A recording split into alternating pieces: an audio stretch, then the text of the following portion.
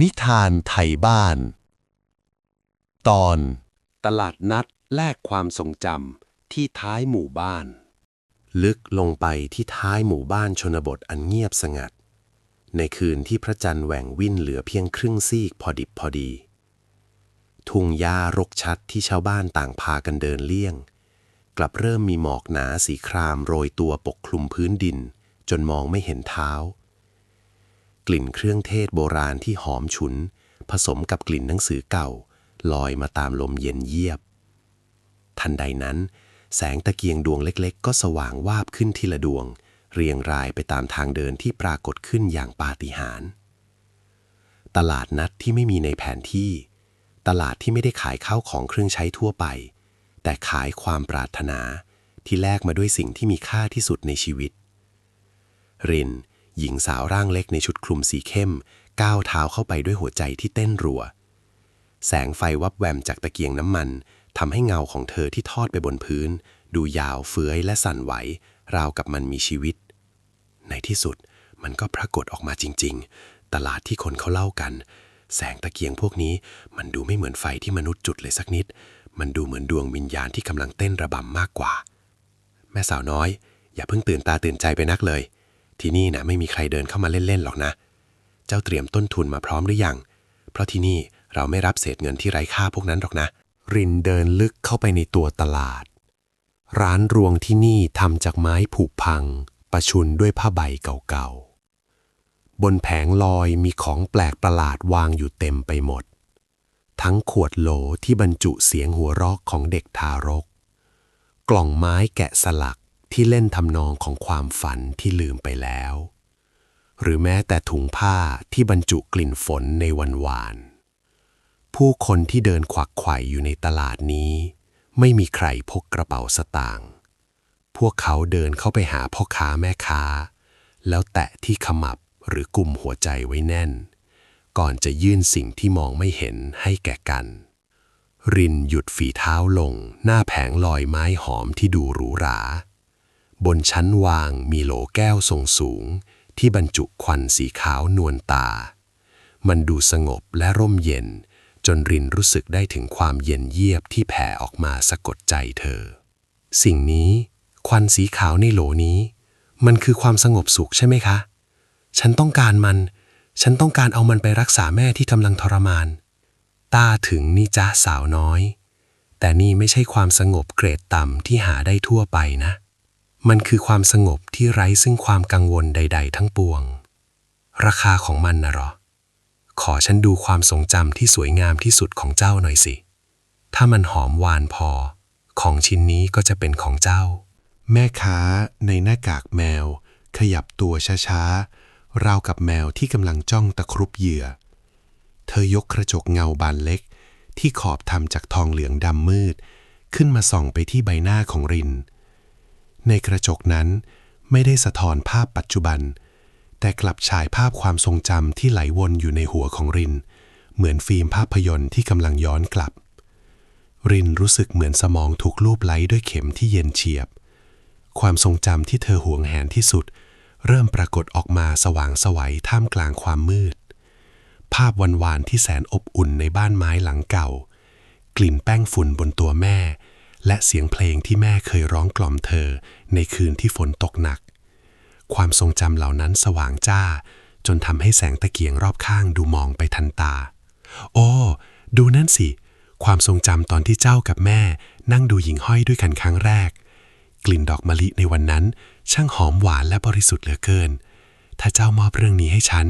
ความสงบในโหลนี้จะเป็นของเจ้าทันทีต้องเรื่องนี้เลยเหรอคะนั่นเป็นความทรงจำเดียวที่ทำให้หนูรู้ว่าแม่รักหนูที่สุดถ้าหนูเสียมันไปหนูจะยังจำได้ไหมคะว่าแม่รักหนูแค่ไหนเสียงรอบข้างในตลาดเริ่มอื้ออึง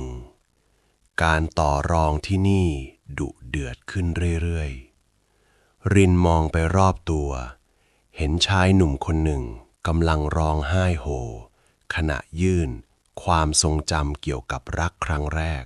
เพื่อแลกกับความมั่งคั่งทุกคนมาที่นี่เพื่อทิ้งบางอย่างที่สำคัญเพื่อเติมเต็มหลุมดำในใจ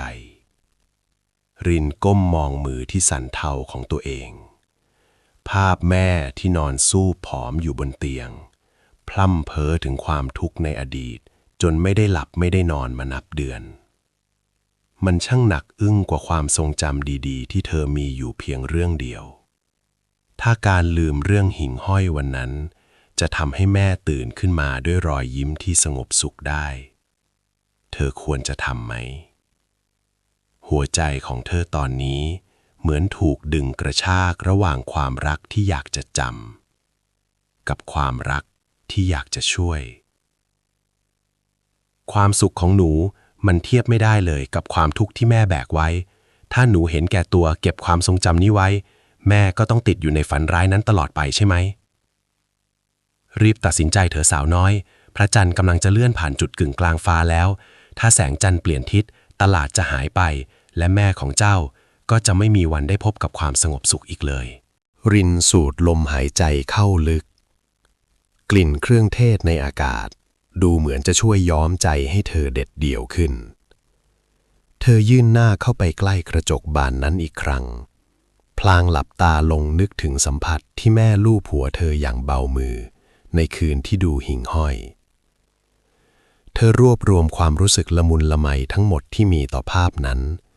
แล้วจินตนาการว่ากำลังผลักมันออกไปจากหัวใจทันใดนั้นแสงสีทองอ่อนๆก็เริ่มไหลออกจากหว่างคิ้วของรินเข้าไปในกระจกเหมือนสายน้ำที่ถูกสูบออกความรู้สึกอบอุ่นในใจของรินวูบหายไปเหมือนไฟที่ถูกเป่าดับทิ้งไว้เพียงความเย็นเยียบที่ขยายตัวขึ้นแทนที่แม่ค้าหน้ากากแมวหยิบโหลความสงบยื่นให้รินด้วยรอยยิ้มที่มองไม่เห็นภายใต้หน้ากากเซรามิกนั้นเรียบร้อยการแลกเปลี่ยนเสร็จสมบูรณ์ความสุขของเจ้าแลกกับความสงบของเขาเป็นการค้าที่ยุติธรรมที่สุดแล้วสาวน้อยฉันส่งอะไรให้คุณไปนะทำไมฉันถึงจำไม่ได้ว่าทำไมฉันถึงอยากได้โหลแก้วใบนี้ขนาดนี้แต่มือของฉันมันกลับสั่นแล้วรู้สึกหวงเหวงในอกอย่างบอกไม่ถูกรินก้าวเดินออกมาจากแนวทุ่งหญ้าท้ายหมู่บ้านแสงเงินแสงทองของเช้าวันใหม่เริ่มจับขอบฟ้าหมอกสีครามที่เคยหนาทึบค่อยๆมาลายหายไปราวกับไม่เคยมีอยู่จริงตลาดนัดลึกลับอันตรธานไปสิ้นทิ้งไว้เพียงกลิ่นจางๆของหนังสือเก่าที่ติดอยู่ตามชายเสื้อของเธอในอ้อมแขนรินประคองโหลแก้วที่มีควันสีขาวส่องประกายอย่างทนุถนอมแต่เมื่อเธอก้มมองมันความรู้สึกกลับประหลาดพิกลเธอรู้ว่าของชิ้นนี้คือเหตุผลที่เธอถ่อสังขารไปที่นั่นแต่เธอกลับนึกไม่ออกว่าทำไมความรู้สึกที่เคยบีบคั้นหัวใจยามนึกถึงใบหน้าของแม่ที่เจ็บปวดกลับกลายเป็นความว่างเปล่าเหมือนเธอกำลังทำตามหน้าที่ของหุ่นยนต์ที่ถูกตั้งโปรแกรมไว้บ้านฉันต้องกลับบ้านไปหาแม่แต่ทำไมภาพที่แม่ยิ้มให้ฉันมันถึงดูจางเหมือนรูปถ่ายเก่าๆที่ถูกแดดเลียจนซีดแบบนี้ล่ะความอบอุ่นที่เคยมีมันหายไปไหนหมดอ้าวรินไปไหนมาแต่เช้ามืดน่ะยายอิ่มอาการเป็นยังไงบ้างเห็นเมื่อคืนเพ้อหนักไม่ใช่เหรออ๋อค่ะก็คงเหมือนเดิมฉันกำลังเอาของไปให้แกค่ะรินผลักประตูบ้านไม้เก่าๆเข้าไปกลิ่นยาหม้อและกลิ่นอับชื้นที่คุ้นเคยโชยมาปะทะจมูกแต่มันกลับไม่ทำให้เธอรู้สึกสงสารเหมือนทุกวันที่ผ่านมาบนเตียงไม้กลางห้องหญิงชราที่มีใบหน้าซูบผอมจนเห็นโหนกแก้มกำลังดิ้นรนอยู่ใต้ผ้าห่มผืนบางปากพร่ำบ่นถึงความผิดพลาดในอดีตและน้ำตาที่ไหลซึมออกมาจากหางตาที่ปิดสนิทรินเดินเข้าไปใกล้พยายามจะเรียกความรู้สึกเห็นใจกลับมาแต่มันกลับล้มเหลวเธอทำเพียงแค่วางโหลแก้วลงบนโต๊ะข้างเตียงช้าๆแสงสีขาวจากโหลสะท้อนกับหยดน้ำตาของแม่เป็นภาพที่ดูโหดร้ายในความงดงามแม่คะหนูเอามาให้แล้วหนูไม่รู้ว่ามันจะช่วยได้จริงไหมแต่เขาก็บอกว่ามันคือความสงบไม่อย่าเอาเข้าไปฉันผิดไปแล้วอย่าทิ้งฉันไว้ในความมืดนี้เลยเงียบเถอะค่ะแม่เดี๋ยวทุกอย่างก็คงจะดีขึ้นเองรินเอื้อมมือที่สั่นเทาไปเปิดฝาโหลแก้วออกช้า ทันทีที่ฝาเปิดออกควันสีขาวนวลตาที่ดูเหมือนปุยเมฆล่องลอยพวยพุ่งออกมามันไม่ได้กระจายหายไปแต่กลับเลื้อยคลานเหมือนสิ่งมีชีวิตเข้าไปโอบล้อมร่างของหญิงชราบนเตียงควันนั้นซึมเข้าไปตามรูขุมขนและลมหายใจของแม่ราวกับมือที่มองไม่เห็นกำลังลูบไล้รอยเหี่ยวย่นบนใบหน้าให้ราบเรียบลงเสียงพร่ำเพ้อที่สั่นเครือหยุดกึกลงในทันทีห้องทั้งห้องตกอยู่ในความเงียบงันที่น่าขนลุกแสงแดดที่ส่องรอดรอยแตกของฝาบ้านดูเหมือนจะหยุดนิ่งไปชั่วขณะรินเหรอทำไมแม่ถึงรู้สึกเบาสบายแบบนี้ล่ะความมืดดำที่เคยทับอกแม่มันหายไปไหนหมดแล้วหนูเอาความสงบมาให้แม่ค่ะแต่แม่คะแม่จำเรื่องหิ่งห้อยเรื่องคืนที่พ่อนั่งอยู่กับเราได้ไหมหิ่งห้อยเหรอไม่เห็นจำได้เลยจ้ะลูกแต่มันสำคัญด้วยเหรอในเมื่อตอนนี้แม่ไม่เจ็บแล้วเวลาผ่านไปหลายชั่วโมงรินยังคงนั่งอยู่ที่เดิมจ้องมองแม่ที่ตอนนี้ลุกขึ้นมานั่งถักมิทติ้งด้วยใบหน้ายิ้มแย้มรอยยิ้มนั้นมันช่างสมบูรณ์แบบจนดูเหมือนหน้ากากเซรามิกที่รินเห็นในตลาดแม่ไม่ได้แสดงอาการเจ็บปวดไม่ได้เพ้อถึงพ่อและไม่ได้ร้องไห้อีกเลยแต่นั่นแหละคือสิ่งที่ทำให้รินรู้สึกหนาวสั่นไปถึงขั้วหัวใจทุกครั้งที่รินพยายามจะชวนคุยถึงอดีตที่เคยทำให้พวกเธอหัวเราะหรือร้องไห้ด้วยกันแม่จะเพียงแค่พยักหน้าและตอบกลับด้วยประโยคเดิมๆว่าเรื่องมันผ่านไปแล้วลูกอย่าไปคิดให้ทุกข์เลยความทรงจำที่รินเสียไปเริ่มทำงานของมันตัดสายใยที่เชื่อมใจของพวกเธอออกจากกันทีละเส้นแม่จำเพลงที่แม่เคยร้องให้หนูฟังตอนฝนตกไม่ได้จริงๆเหรอคะเพลงที่แม่บอกว่าแต่งให้หนูคนเดียวไงจำไม่ได้หรอกจารินแต่มันจะดีกว่าไหมถ้าเราไม่ต้องจำเรื่องเศร้าๆพวกนั้นดูสิตอนนี้แม่มีความสุขจะตายไปลูกควรจะดีใจนะที่แม่ไม่ร้องไห้อีกแล้วแต่แม่ที่จำเพลงนั้นไม่ได้ใช่แม่ของหนูจริงๆเหรอรินเดินออกมาที่ครัวเพื่อเตรียมอาหารกลิ่นกับข้าวที่แม่เคยชอบกลับไม่ทำให้เธอรู้สึกอยากทำเหมือนเดิมเธอเริ่มตระหนักว่าความสงบที่เธอแลกมาด้วยความทรงจำอันล้ำค่ามันไม่ใช่ยาที่รักษาโรคแต่มันคือยางลบที่ลบตัวตนของแม่ไปพร้อมกับความทุกข์ด้วยรินหยิบกระจกเงาใบเก่าขึ้นมาส่องดูใบหน้าตัวเองเธอเห็นผู้หญิงคนหนึ่งที่หน้าตาเหมือนเดิมทุกประการแต่ดวงตากลับไม่มีประกายของความทรงจำที่อบอุ่นเหลืออยู่เลยความเงียบในบ้านหลังนี้เริ่มตะโกนก้องใส่เธอมันเป็นความสงบที่น่ากลัวกว่าเสียงร้องไห้เสียอีกหนูทำอะไรลงไปหนูยอมให้แม่ร้องไห้หนูยอมให้แม่เจ็บซะยังดีกว่าเห็นแม่เป็นแบบนี้ความสงบแบบนี้มันคือการตายทั้งเป็นชัดๆของที่แลกไปแล้วจะมาเสียดายเอาตอนนี้มันก็สายไปแล้วนะสาวน้อยยอมรับความสงบที่เจ้าปรารถนาไปเถิดรินหยิบหีบเพลงไม้เก่าๆของพ่อออกมาจากใต้เตียงฝุ่นที่เกาะหนาเตอะฟุ้งกระจายไปในอากาศเมื่อเธอกดคีย์เสียงหม่นเศร้าออกมาเธอหวังลึกๆว่าเสียงดนตรีที่แม่เคยชอบนักหนาจะช่วยกระเทาะเปลือกของความสงบจอมปลอมนี้ให้พังลงได้บ้างรินเริ่มบรรเลงเพลงที่แม่เคยเต้นรำกับพ่อในงานวัดเมื่อหลายสิบปีก่อนท่วงทำนองที่เคยเต็มไปด้วยความทรงจำอันแสนหวานและขมขื่นลอยอบอวนไปทั่วห้องรับแขกที่เงียบเชียบรินจ้องมองปฏิกิริยาของแม่ที่นั่งอยู่อีกมุมหนึ่งของห้องอย่างไม่หว่างตาหัวใจของเธอเต้นระรัวด้วยความหวังที่ริบหรี่แม่คะเพลงนี้ไงเพลงที่พ่อเคยขอมือแม่เต้นรำใต้แสงจันทร์ที่หน้าโบสถ์แม่จำจังหวะที่พ่อสะดุดล้มจนคนหัวเราะกันทั้งงานได้ไหมคะทำนองเพราะดีนะลูกรินแต่แม่จำไม่ได้หรอกว่าใครเต้นรำกับใครมันนานเกินไปแล้วมั้งอีกอย่างจำไปก็ไม่ได้ทำให้แม่รู้สึกอิ่มท้องขึ้นมาหรอกจ้ะแม่พูดเหมือนมันเป็นแค่เรื่องเล่าของคนอื่นเลยนะคะนั่นมันคือชีวิตของแม่นะรินเดินออกมานั่งที่ขอบบ่อน้ำเก่าหลังบ้านเธอก้มมองเงาสะท้อนของตัวเองในน้ำที่นิ่งสนิทเงาที่เห็นดูเหมือนคนแปลกหน้าที่เธอไม่รู้จัก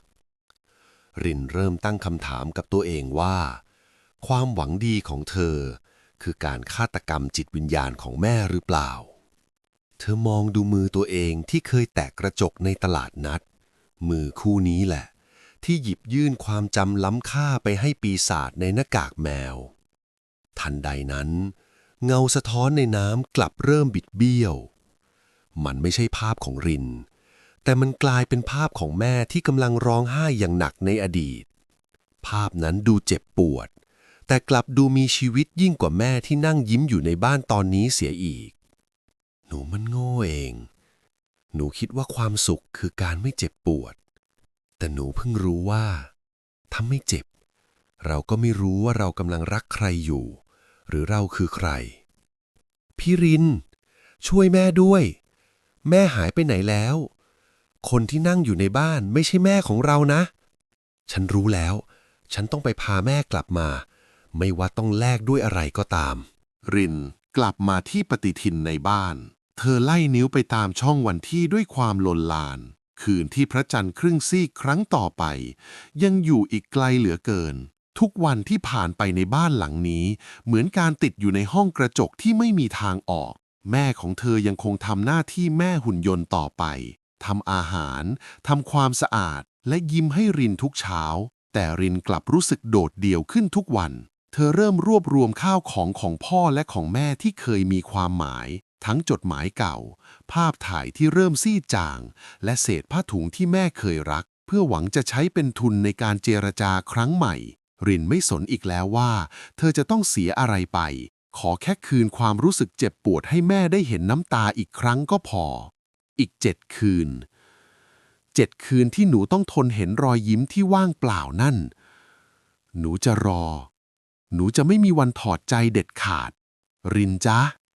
ดูพระจันทร์สิ มันดูสวยแบบไม่สมบูรณ์ดีนะ แม่ชอบมันจังเลย มันดูเหมือนแม่ดี ใช่ค่ะแม่ มันเหมือนแม่ตอนนี้ที่สุดแล้ว แหว่งหวินจนเหลือแต่ความว่างเปล่า คืนหนึ่งขณะที่รินกำลังหลับฝันร้าย เธอฝันเห็นหิ่งห้อยนับพันตัว บินวนเวียนอยู่รอบเตียง แต่หิ่งห้อยเหล่านั้นกลับไม่มีแสงสว่าง พวกมันมืดดำเหมือนถ่านหิน ในฝันนั้นเธอเห็นตัวเองนั่งอยู่บนตักแม่ แต่ใบหน้าของแม่กลับเป็นหน้ากากเซรามิกสีขาวนิ่งสนิท รินพยายามจะร้องเรียกชื่อแม่ แต่เสียงที่ออกมากลับเป็นเสียงของปีศาจหน้ากากแมวที่หัวเราะเยาะเย้ยเธอ รินสะดุ้งตื่นขึ้นมากลางดึกด้วยเหงื่อที่ท่วมตัว เธอหันไปมองโหลแก้วที่วางอยู่บนโต๊ะ มันว่างเปล่า แต่เธอกลับรู้สึกว่ามีสายใยบางอย่างที่มองไม่เห็น เชื่อมต่อเธอกับตลาดนัดลึกลับนั่นอยู่ตลอดเวลา มันไม่ใช่แค่ความทรงจำที่หายไป แต่มันคือวิญญาณของหนูที่ถูกดึงออกไปพร้อมกับมันด้วย หนูต้องไปเอามันคืนมา หนูต้องไปเอาคืนมา ริน เจ้าพร้อมจะจ่ายราคาที่แพงกว่าเดิมหรือยัง ราคาไหนฉันก็ยอมจ่าย เอาความเจ็บปวดกลับมาให้ฉันที และแล้วคืนที่พระจันทร์เหลือเพียงครึ่งซีกก็วนกลับมาอีกครั้ง ลมพัดแรงจนยอดไม้ท้ายหมู่บ้านไหวเอ็นไปมาเหมือนคนกำลังบกมือเรียก รินคว้าตะเกียงน้ำมันเก่าๆของพ่อขึ้นมาจุด เธอเดินเข้าไปหาแม่ที่หลับสนิทด้วยรอยยิ้มที่ราบเรียบ รินโน้มตัวลงจูบที่หน้าผากของแม่ด้วยความรู้สึกผิดที่ท่วมท้น ก่อนจะก้าวเดินออกจากบ้านไปฝ่าความมืด หมอกสีครามเริ่มก่อตัวขึ้นที่ปลายทุ่งหญ้าอีกครั้ง กลิ่นเครื่องเทศโบราณที่แสนเย้ายวนใจเริ่มโชยมาปะทะจมูก รินวิ่งไปข้างหน้าอย่างไม่คิดชีวิต เธอไม่สนหนามที่เกี่ยวขาหรือก้อนหินที่ทำให้สะดุด เป้าหมายของเธอมีเพียงจุดเดียวเท่านั้น อย่าเพิ่งหายไปนะ ตลาดนัดความทรงจำฉันกลับมาแล้ว ฉันมาเพื่อทวงคืนทุกอย่างที่ฉันทิ้งไว้ กลับมาทำไมแม่สาวน้อย ที่นี่ไม่มีนโยบายคืนสินค้าหรอกนะ เจ้าก็น่าจะรู้กฎดีนี่นะ กฎมีไว้สำหรับคนขาย แต่สำหรับลูกที่อยากได้แม่คืน กฎไหนๆก็ขวางฉันไม่ได้หรอก รินก้าวเท้าเข้าสู่เขตแดนของตลาดนัดแลกความทรงจำอีกครั้ง แต่คราวนี้บรรยากาศกลับดูข่มขวัญกว่าเดิม แสงตะเกียงที่เคยสว่างนวลตาเปลี่ยนเป็นสีส้มแดงเข้มปนควันดำกลิ่นเครื่องเทศโบราณฉุนกะทิ และกำยานแรงจนรินรู้สึกวิงเวียนผู้คนในตลาดดูซูบซีดราวกับวิญญาณเร่ร่อน พวกเขาเดินกระแทกไหล่กันไปมาโดยไม่เอ่ยปากขอโทษ รินเดินลุยฝ่าฝูงชนมุ่งหน้าไปยังตำแหน่งเดิมที่ร้านหน้ากากแมวเคยตั้งอยู่ เธอเห็นแม่ค้าคนเดิมนั่งรออยู่บนเก้าอี้โยกไม้สีดำคลับ มือเรียวยาวของเธอคว้ากระจกทองเหลืองบานเดิมขึ้นมาขัดถูอย่างใจเย็น ราวกับรู้ล่วงหน้าว่าเหยื่อรายเก่าจะสมซานกลับมาหาเธอในคืนนี้โอ้แม่สาวน้อยผู้รักสงบกลับมาเร็วเกินคาดนะจ๊ะเป็นอย่างไรบ้างล่ะรสชาติของความสงบสุขที่เจ้าปรารถนามันหวานล้ำจนจืดชืดไปเลยใช่ไหมเอาคืนมาเอาความทรงจำเรื่องหิ่งหอยและทุกอย่างที่ฉันทิ้งไว้คืนมาฉันไม่ต้องการความสงบในโหลนั่นแล้วมันไม่ใช่ความสุขแต่มันคือคุกมืดที่ขังวิญญาณของแม่ฉันไว้แม่ขาหัวเราะเสียงแหลมสูงจนนกกลางคืนที่เกาะอยู่บนยอดไม้บินหนีไป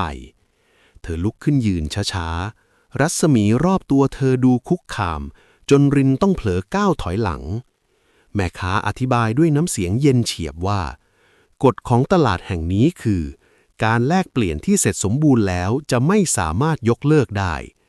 หากรินต้องการของที่ขายไปแล้วคืนมา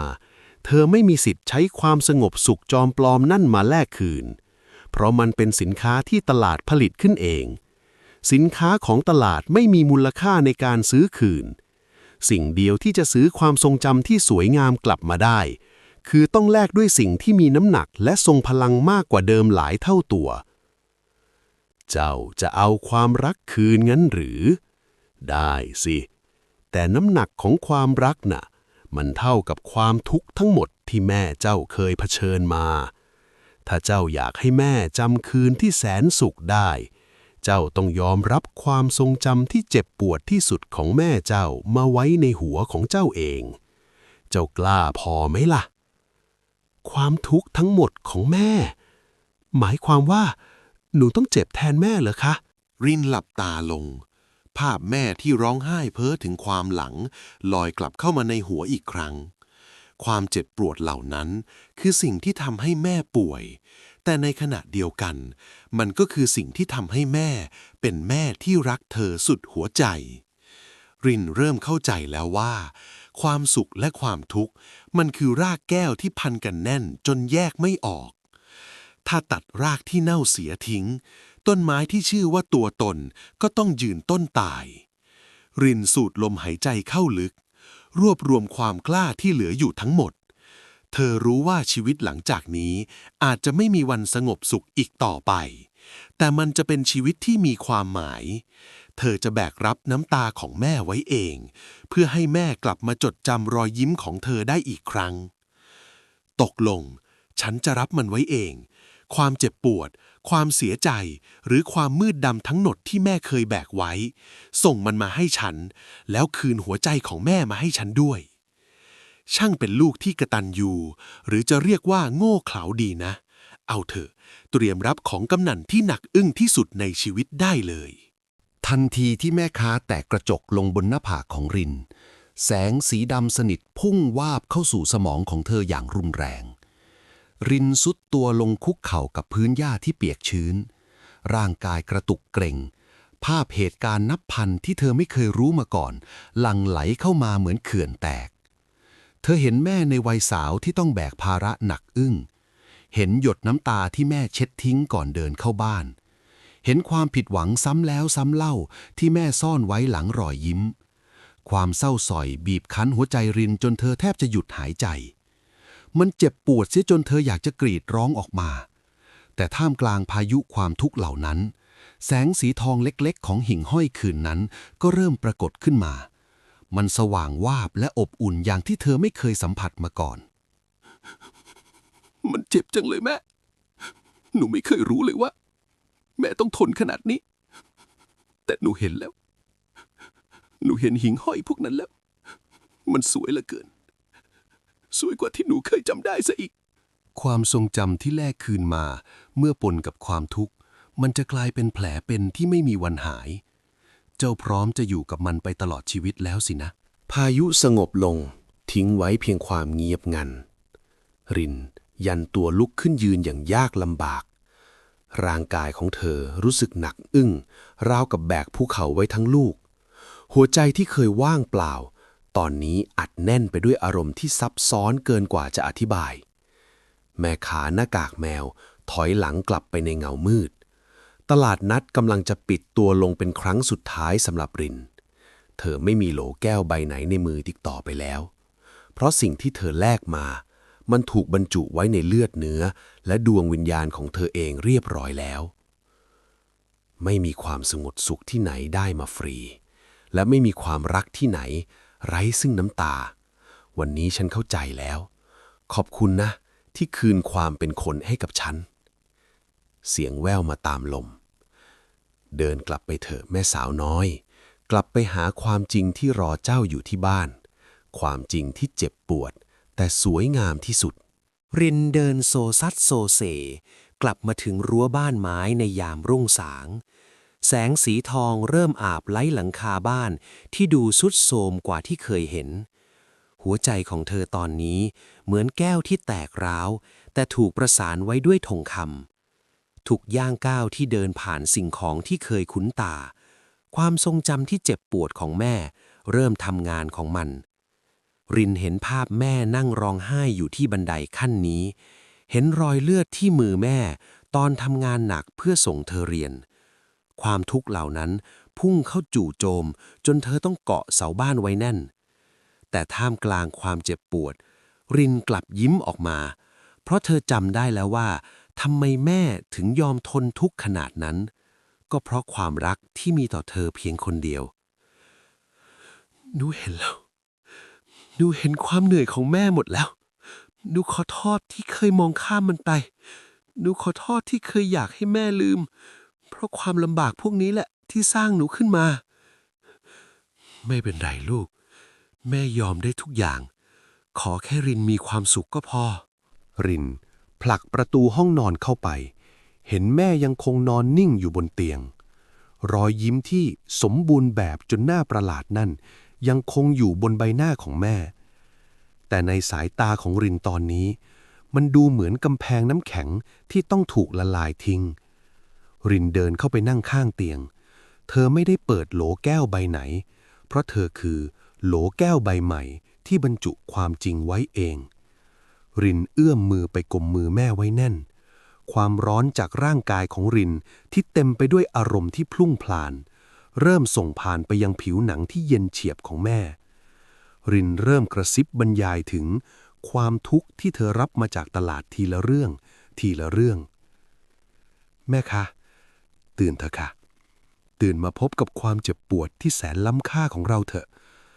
หนูเอาความเศร้าของแม่กลับมาแล้ว หนูเอาหัวใจของแม่กลับมาคืนให้แล้วนะคะ รินทำไมแม่รู้สึกเหมือนหัวใจมันหนักจังเลยลูก มันเจ็บเหลือเกิน ทันทีที่ความทรงจำชุดแรกที่เป็นของแม่ไหลย้อนกลับคืนสู่เจ้าของเดิม ร่างกายของหญิงชราบนเตียงก็สั่นสะท้อนอย่างรุนแรง รอยยิ้มที่เคยราบเรียบมาลายหายไป เปลี่ยนเป็นเสียงร้องไห้โฮที่กลั่นออกมาจากส่วนลึกของวิญญาณ ความสงบสุขจ้อมปลอมที่ตลาดนัดมอบให้แตกสลายกลายเป็นธุลี แม่ของรินดิ้นรนอยู่บนที่นอนเหมือนคนกำลังจะจมน้ำแต่รินไม่ได้ถอยหนีเธอกลับโผเข้ากอดแม่ไว้แน่นยอมให้เล็บของแม่จิกข่วนลงบนแขนยอมให้เสียงกรีดร้องนั้นบาดแก้วหูเพราะนี่คือความเจ็บปวดที่แท้จริงที่บอกว่าพวกเขายังมีชีวิตอยู่รินแม่จำได้แล้วความผิดของแม่ความเสียใจที่แม่เก็บไว้มันกลับมาหมดแล้ว มันเจ็บเหลือเกินรินแม่ทนไม่ไหวแล้วร้องออกมาเลยค่ะแม่เจ็บไปพร้อมกับหนูเลยหนูอยู่ตรงนี้หนูจะไม่ทิ้งให้แม่แบกมันไว้คนเดียวอีกต่อไปแล้วพายุอารมณ์ค่อยๆสงบลงเหลือเพียงเสียงสะอื้นเบาๆและลมหายใจที่สอดประสานกันแม่ของรินค่อยๆลืมตาขึ้นมามองลูกสาวอีกครั้ง แววตาคู่นั้นไม่ใช่แววตาของหุ่นยนต์อีกต่อไปแต่มันคือแววตาของแม่คนเดิมที่ผ่านร้อนผ่านหนาวมีทั้งความเศร้าความรักและความห่วงใยเจือปนอยู่แม่เอื้อมมือที่สั่นเทามาลูบแก้มรินอย่างเบามือสัมผัสนั้นอบอุ่นและมีความหมายมากกว่าความสงบสุขใดๆในโลกรินรู้สึกได้ถึงสายใยที่เคยถูกตัดขาดไปกลับมาเชื่อมต่อกันใหม่ด้วยกาวที่ชื่อว่าความเข้าใจรินลูกไปเอาความทุกข์พวกนี้มาจากไหนทำไมลูกต้องทำเพื่อแม่ขนาดนี้เพราะหนูอยากได้แม่ที่รักหนูไม่ใช่แม่ที่แค่ยิ้มให้หนูค่ะต่อให้ต้องเจ็บจนตายหนูก็ขอเลือกจดจำคืนที่แม่กอดหนูดูหิ่งห้อยคืนนั้นดีกว่าแม่จำได้แล้วลูกหิ่งห้อยพวกนั้นน่ะมันสวยเหมือนดวงตาของลูกตอนนี้เลยเวลาผ่านไปหลายสัปดาห์ตลาดนัดแลกความทรงจำไม่เคยปรากฏขึ้นอีกเลยทุ่งหญ้าท้ายหมู่บ้านกลับมาเป็นเพียงทุ่งหญ้าธรรมดาในสายตาของรินเธอทำลายโหลแก้วเปล่าๆใบนั้นทิ้งไปนานแล้วและเลือกที่จะใช้ชีวิตอยู่ในโลกที่เป็นความจริงอาการป่วยของแม่ไม่ได้หายไปเป็นปลิดทิ้งแต่แม่กลับมีกำลังใจที่จะสู้กับมันเพราะแม่ไม่ได้แบกความลับและความเสียใจไว้คนเดียวอีกต่อไปทุกเย็นรินจะจุดตะเกียงน้ำมันของพ่อทิ้งไว้ที่ชานบ้านไม่ใช่เพื่อเรียกหาตลาดนัดแต่เพื่อบอกตัวเองว่าแสงสว่างในใจของเธอนั้นแข็งแกร่งพอที่จะนำทางผ่านความมืดได้เสมอแม่คะวันนี้หนูเจอคนในหมู่บ้านเขาถามว่าทำไมแม่ถึงดูมีความสุขจังทั้งที่ยังป่วยอยู่หนูควรบอกเขาไหมคะว่าเพราะแม่กล้าที่จะเจ็บ ไม่ต้องบอกหรอกจ้ะของบางอย่างต้องลองเสียไปก่อนถึงจะรู้ว่าการมีอยู่ของมันสำคัญแค่ไหนรินเริ่มเขียนบันทึกเรื่องราวของเธอและแม่ลงในสมุดเล่มเก่าเธอไม่ได้จดบันทึกเพื่อการลืมแต่จดเพื่อตอกย้ำว่าทุกรอยแผลเป็นบนหัวใจคือเหรียญตราแห่งความกล้าหาญเธอเริ่มเข้าใจว่ามนุษย์เรามักจะวิ่งหาความสุขลัดนิ้วมือจนลืมไปว่าความสุขที่ไม่มีรากฐานมาจากความจริงนั้นเปราะบางและไร้ค่าเพียงใดตลาดลึกลับแห่งนั้นอาจจะเป็นเพียงภาพสะท้อนของความอ่อนแอในใจมนุษย์ที่อยากจะหนีความจริงแต่รินได้ก้าวข้ามมันมาแล้วด้วยพลังของสิ่งที่เรียกว่าความกตัญญูที่แท้จริงหลายคนอยากลืมเรื่องที่เสียใจหลายคนอยากทิ้งความทรงจำที่เจ็บปวดแต่ถ้าเราลืมความมืดมิดเราจะรู้จักคุณค่าของแสงสว่างได้ยังไงเสียงกระซิบจากป่าเจ้าได้เรียนรู้แล้วลูกหลานของมนุษย์ความทรงจำไม่ใช่ภาระแต่มันคือตัวตนของเจ้าในคืนที่อากาศเย็นสบายรินพาแม่เดินออกมานั่งที่ม้านั่งตัวเดิมริมทุ่งหญ้าพระจันทร์คืนนี้ไม่ได้เป็นครึ่งซีกแต่มันกำลังจะเต็มดวงแสงนวลใยอาบไปทั่วทุกสารทิศทันใดนั้นแสงสีเขียวเหลืองดวงเล็กๆก็เริ่มกระพริบขึ้นมาจากพงหญ้าหิ่งห้อยนับร้อยนับพันโบยบินขึ้นสู่ท้องฟ้าเหมือนดวงดาวบนดินรินซบหัวลงบนไหล่แม่ความทรงจำที่เธอแลกคืนมาตอนนี้มันชัดเจนและงดงามยิ่งกว่าเดิมเพราะมันไม่ใช่แค่ภาพวาดแต่มันคือความรู้สึกที่สัมผัสได้ด้วยหัวใจจริงๆแม่ดูตัวนั้นสิคะมันสว่างเหมือนในคืนนั้นเลยคืนที่แม่บอกว่าหนูคือของขวัญที่วิเศษที่สุดในชีวิตแม่แล้ววันนี้แม่ก็ยังพูดเหมือนเดิมจารินลูกคือแสงสว่างที่นำทางแม่กลับมาจากความมืดจริงๆเรื่องราวของตลาดนัดความทรงจำอาจจะเลือนหายไปตามกาลเวลาแต่ความจริงที่รินค้นพบจะยังคงอยู่ตลอดไปชีวิตไม่ใช่การเดินทางเพื่อหาความสมบูรณ์แบบที่ไร้รอยตำหนิแต่คือการเดินทางเพื่อโอบกอดทุกรอยร้าวและหยดน้ำตาให้เป็นส่วนหนึ่งของตัวเรารินมองขึ้นไปบนฟ้าเธอไม่ได้หวาดกลัวดวงจันทร์แหว่งวิ่นอีกต่อไปเพราะเธอรู้แล้วว่าไม่ว่าชีวิตจะขาดหายหรือเว้าแหว่งเพียงใด ขอเพียงเรายังจำได้ว่าเราคือใครและรักใคร นั่นคือการมีชีวิตที่แท้จริงที่สุดแล้ว เรายอมเสียใจเพื่อให้จำได้ หรือยอมลืมทุกอย่างเพื่อให้หายเจ็บ วันนี้ฉันรู้คำตอบแล้ว ชีวิตที่ไร้ความทรงจำก็เหมือนแม่น้ำที่ไร้ต้นน้ำมันแห้งเหือดและไร้ชีวิต ฉันเลือกที่จะจำและเลือกที่จะรักตลอดไป ขอบคุณทุกท่านที่ร่วมรับฟังการเดินทางของตลาดนัดแลกความทรงจำที่ท้ายหมู่บ้าน ฝากกดติดตามบวกกดกระดิ่ง เพื่อไม่พลาดตอนใหม่ทุกวันจันทร์และวันพฤหัสบดีนะครับ